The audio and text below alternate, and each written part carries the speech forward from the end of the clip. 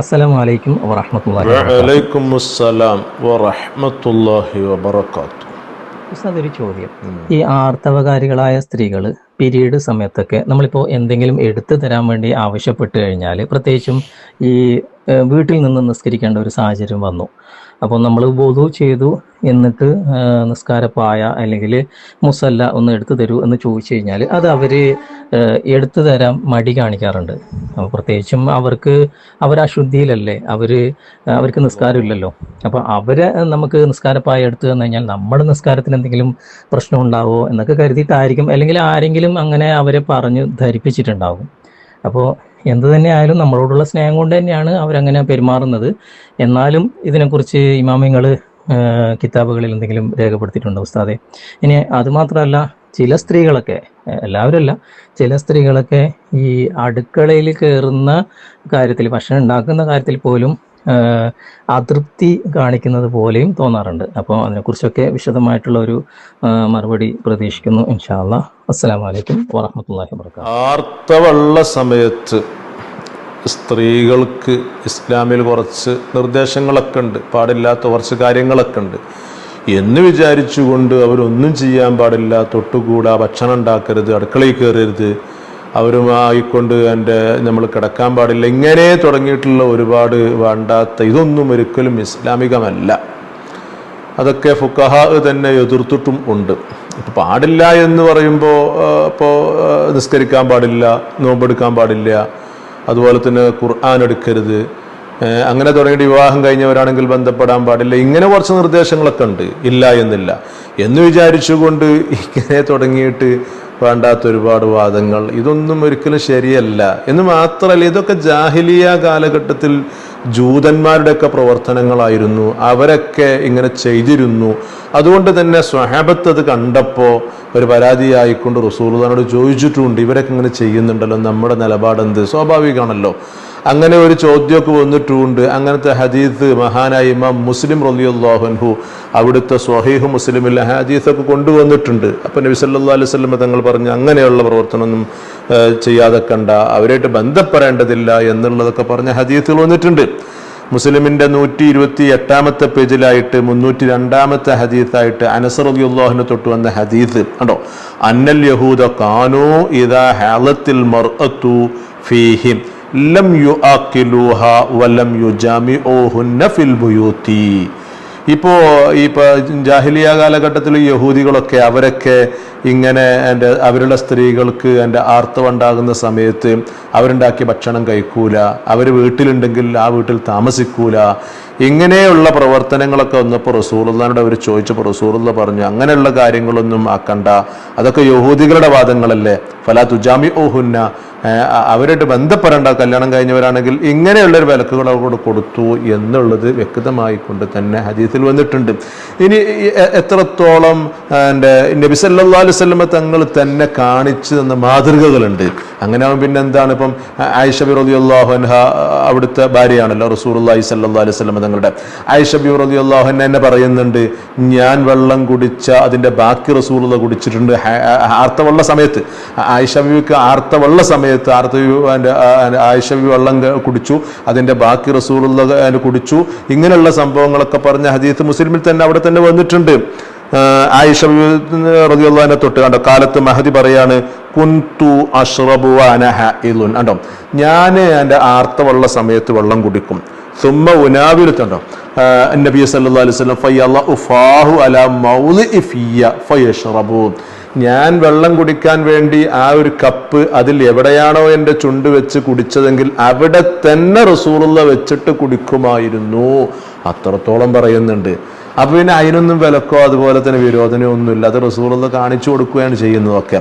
ഇനി ഏതായാലും ഇവിടെ ചോദ്യകർത്താവ് ഉന്നയിക്കും പോലെ ഇങ്ങനെ ഒരു നിസ്കാര മുസല്ല, അതൊക്കെ സ്ത്രീകളുടെ ഇടയിലുള്ള ഒരു സംസാരങ്ങളാണ്. ഇതൊക്കെ എല്ലാവർക്കും ഇല്ല, ചില ആളുകൾക്കൊക്കെ ഇപ്പോഴും അങ്ങനത്തെ ചില വാദങ്ങളൊക്കെ, അതെന്തോ ഒരു സംഗതി, അവർ നമ്മോടുള്ള സ്നേഹം കൊണ്ടാ, അല്ലാതെ ഇത് കാണുമ്പോൾ നമ്മോടുള്ള വെറുപ്പോ അല്ലെങ്കിലോ വിദ്വേഷം കൊണ്ടോ ഒന്നുമല്ല എടുത്തു തരാതിരിക്കുമ്പോൾ ഒരു സംഗതി നമ്മോട് അതിൻ്റെ ഹെൽപ്പല്ല ചോദിക്കുന്നത്.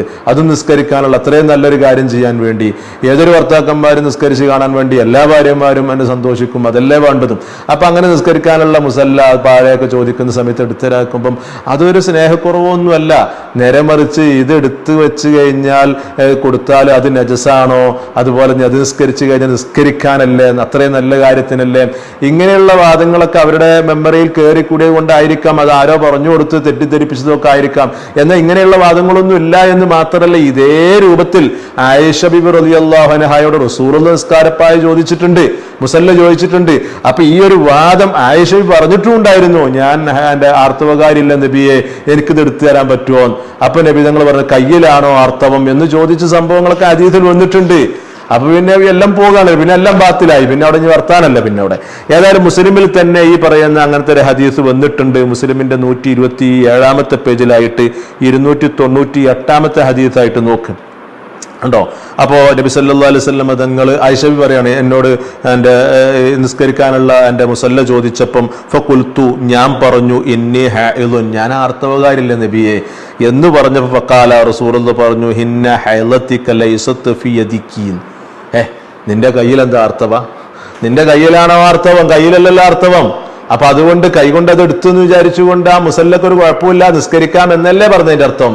അതാണ് പറഞ്ഞതിന്റെ അർത്ഥം എന്ന് ധാരാളം അർത്ഥങ്ങൾ ആ ഹദീസിനിക്ക് ഹദീസുകൾ കൊടുത്തിട്ടുണ്ട്. ഏതായാലും കയ്യിൽ ഈ പറയുന്ന ഹൈളാണ്, ആർത്തവാണ്, അപ്പൊ അതുകൊണ്ട് കൈകൊണ്ട് തൊട്ടൊക്കെ നജസാണ് എന്നൊന്നും അതിനർത്ഥമല്ല.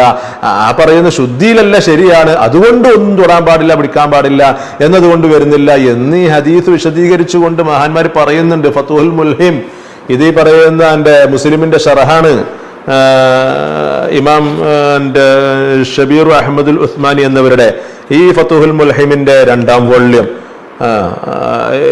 ഇതിൽ ഹദീസ് വിശദീകരിച്ചിട്ടുണ്ട്. ഇതിന്റെ 57 പേജിൽ അവിടെ ലൈസത്ത് ഫി യദിക്കി, നിന്റെ കയ്യിൽ ആർത്തവല്ലല്ലോ, കയ്യിലല്ലല്ലോ ആർത്തവം എന്ന് പറഞ്ഞതിന്റെ അർത്ഥം ഐ യഅനി ലൈസത്ത് നൈസുൻ യദിക്കി അന്നഹാ ലാ ഹൈള ഫീഹാ, ഉണ്ടോ, കയ്യിൽ എന്ന് പറഞ്ഞ സംഗതിയിൽ അവൻ നജസല്ലല്ലോ, കയ്യ് നജസാക്കി വെക്കാൻ പറ്റില്ലല്ലോ, അങ്ങനെ ആവുമ്പോഴല്ലേ പ്രശ്നമുള്ളൂ എന്നാണ് അതുകൊണ്ട് വെച്ചിക്കേണ്ടത് എന്നുള്ളതൊക്കെ പറയുന്നുണ്ട്.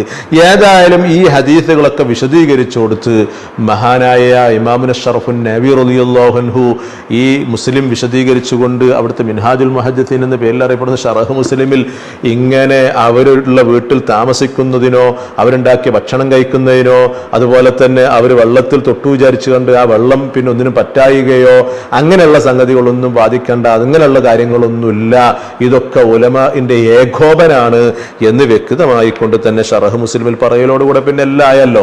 കാരണം നബി ഇമാം രണ്ടാനു ഷാഫി എന്ന പേരിൽ അറിയപ്പെടുന്ന ഷാഫി മദ്ഹബിലെ പ്രഗത്ഭ പണ്ഡിതരും അതുപോലെ തന്നെ തീരുമാനം കൽപ്പിക്കുന്ന പണ്ഡിതരും ഒക്കെയാണ്, ഫക്കീഹും കൂടെയാണല്ലോ മഹാനവർ, ഫക്കീഹാണ് മഹാനവറുകൾ, അതോടൊപ്പം തന്നെ ഈ പറയുന്ന മുഹദ്ദിസുമാണ്.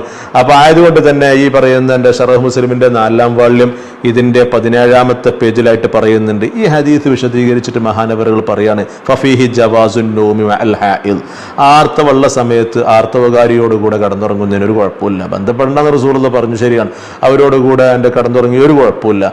ഇനി മാത്രമല്ല ഹുക്മ പറയാണ് എന്നുണ്ടെങ്കിൽ ഇപ്പൊ അവരുണ്ടാക്കിയ ഭക്ഷണം കഴിക്കൽ, അവർ ഭക്ഷണം ഉണ്ടാക്കല്ലെങ്കിൽ ഈ പറയുന്ന വെള്ളത്തിൽ കൈയിടല്, ഇങ്ങനെ തുടങ്ങിയിട്ട് വേറെ എന്തെല്ലാം പ്രവർത്തനങ്ങളുണ്ടോ അതൊക്കെ അതിന്റെ ഹുക്മ പറയുകയാണെങ്കിൽ വലാ യുക്റഹു വളുഉ യദിഹാ ഫീ ഷൈഇൻ മിനൽ മാഇആതി, ഉണ്ടോ, ഈ പറയുന്ന അവര് അവരുടെ കൈ എന്തെങ്കിലും പാത്രത്തിലിടലോ അങ്ങനെയുള്ള കാര്യങ്ങൾ ചെയ്യലോ അതുകൊണ്ടൊന്നും ഒരു കറാഹത്ത് പോലും ഇല്ല. അതുപോലെ തന്നെ വലാ യുക്റഹു ഗസ്ലുഹാ റഅസ സൗജിഹാ ഔ ഗൈരിഹി മിൻ മഹാരിമിഹാ വതർജീലുഹു, ഭർത്താവിന്റെ ഈ പറയുന്ന മുടി ചേക്കി കൊടുക്കലോ അല്ലെങ്കിൽ കുട്ടികളുടെ ഇപ്പോൾ സ്കൂളിലേക്ക് പോകുന്ന കുട്ടികൾ അവരൊരുക്കി കൊടുക്കേണ്ടി വരും, മദ്രസയിലേക്ക് കൊടുക്കുന്ന കുട്ടികൾ ഒരുക്കി കൊടുക്കേണ്ടി വരും, അങ്ങനെ അവരുടെ മുടി ചീക്കി കൊടുക്കുക, അങ്ങനെയുള്ള പ്രവർത്തനങ്ങളൊക്കെ അങ്ങനെ തുടങ്ങിയിട്ട് എൻ്റെ അത്തരം പ്രവർത്തനങ്ങൾ ചെയ്യുന്നതിൽ ഒരു കറാഹത്ത് പോലും അവിടെ വന്നിട്ടില്ല. അതുകൊണ്ട് തന്നെ വലാ യുക്റഹു തബ്ഉഹ വഅജ്നുഹ, അവർ ഭക്ഷണം പാകം ചെയ്യലോ അങ്ങനൊന്നും കറാഹത്ത് പോലും വന്നിട്ടില്ല. അങ്ങനെ തുടങ്ങിയിട്ട് വൈറു ദാലിക മിന സനാഇ, ഇവരുടെ എന്തൊക്കെ പ്രവർത്തനങ്ങൾ അതൊക്കെ അവർ ചെയ്തോട്ടെ, അതിലൊരു കറാഹത്ത് പോലും ഇല്ല, അതൊക്കെ അവരൊക്കെ അനുവദിക്കും. വകുല്ലു ഇജ്മാഉൽ മുസ്ലിമീന അലാ ഹാദാ കുല്ലിഹി. ഇതൊക്കെ പണ്ഡിത ഏകോപനാണ്, ഇതിലൊക്കെ പണ്ഡിതന്മാർ ഉറച്ചു നിൽക്കുന്നു എന്നാണ് യാഥാർത്ഥികത. അപ്പോൾ ആകത്തുക പറയുകയാണെന്നുണ്ടെങ്കിൽ ആർത്തമുള്ള സമയത്ത് കുറച്ച് പാടില്ലായ്മയുണ്ട്, ഇല്ല എന്ന് നമ്മൾ പറയുന്നില്ല. ആ പാടില്ലായ്മ ഉണ്ട് എന്ന് വിചാരിച്ചുകൊണ്ട് അതിൻ്റെ മറ വെച്ചുകൊണ്ട് ഒന്നും പാടില്ല എന്ന് പറഞ്ഞുകൊണ്ട് തൊട്ടുകൂടായും അതുപോലെ തന്നെ തൊട്ടുകാൻ്റെ കണ്ടുകൂടായും എന്ന് പറഞ്ഞുകൊണ്ട് അങ്ങനെ ഒരിക്കലും വിലക്കാൻ പാടില്ല. അങ്ങനെയൊന്നും ഇസ്ലാമികം അല്ല ഇപ്രവർത്തനങ്ങളൊന്നും കേട്ടോ. അപ്പോൾ ആയതുകൊണ്ട് തന്നെ ഇസ്ലാമിന് ഒരു രേഖയുണ്ട്, ഒരു റൂട്ടുണ്ട്. അതുപോലെ തന്നെ അത് വളരെ വ്യക്തമായിക്കൊണ്ട് ഉലമാ അത് വരച്ച് കാണിച്ചു തന്നിട്ടുണ്ട്. അതാണ് യഥാർത്ഥ ഇസ്ലാം എന്ന് പറയുന്നത്.